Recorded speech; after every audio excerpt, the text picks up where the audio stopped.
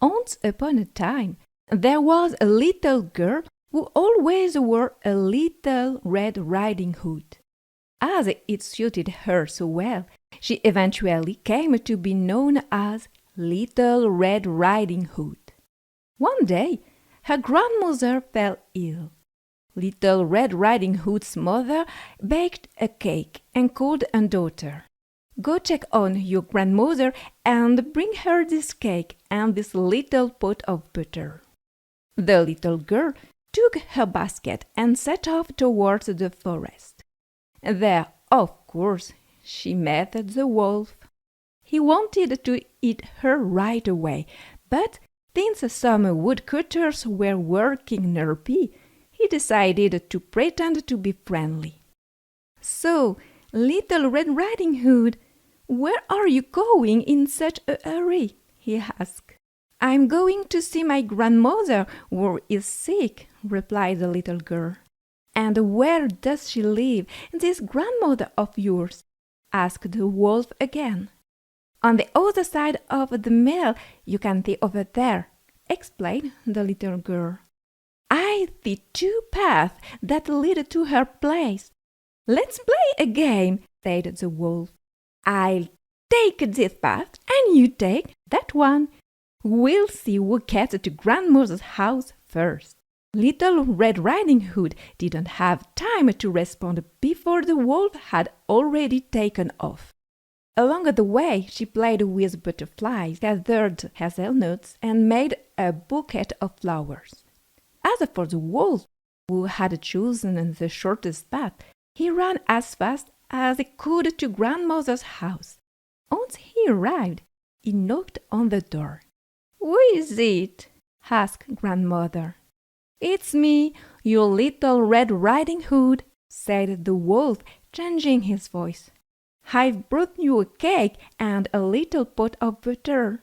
Pull the bobbin and the light will go up," replied grandmother.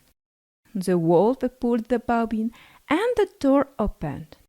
He immediately spotted grandmother lying on her bed and threw himself upon her, swallowing her whole. A few moments later, the wolf realized he was still very hungry. A grandmother doesn't really fill the stomach of a hungry wolf. Then he had an idea.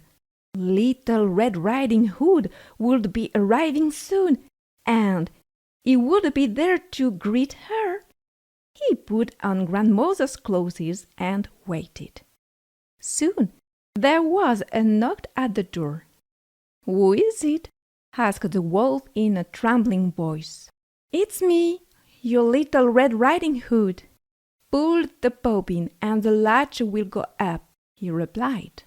As Little Red Riding Hood entered, the wolf hid under the covers. "Put down your basket and come join me," he said. When she lay down on the bed, the little girl was quite surprised. "But, grandmother, what big arms you have! All the better to hug you with, my dear." "But, grandmother, what big legs you have! All the better to run with, my dear." "But, grandmother, what big ears you have! All the better to hear you with, my dear."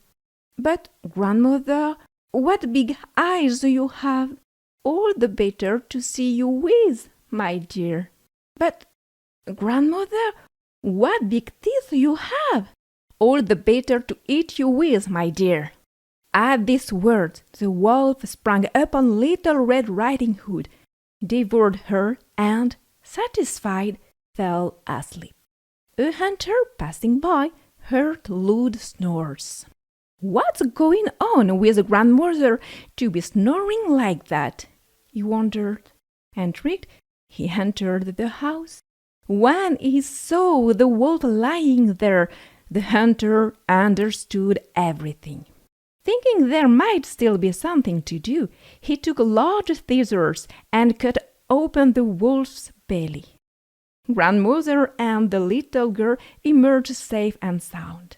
Little Red Riding Hood, still trembling with fear, then promised never to speak to a wolf again, even if he pretended to be friendly.